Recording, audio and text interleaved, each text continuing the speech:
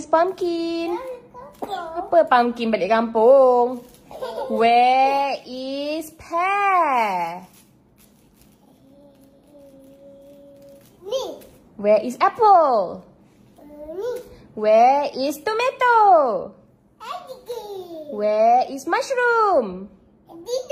Where is carrot? Mana? Okay. Where is watermelon? Where is ball?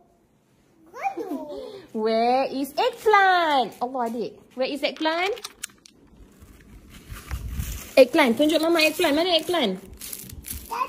Apa tak ada pula? Mana eggplant balik kampung? Cepatlah eggplant mana?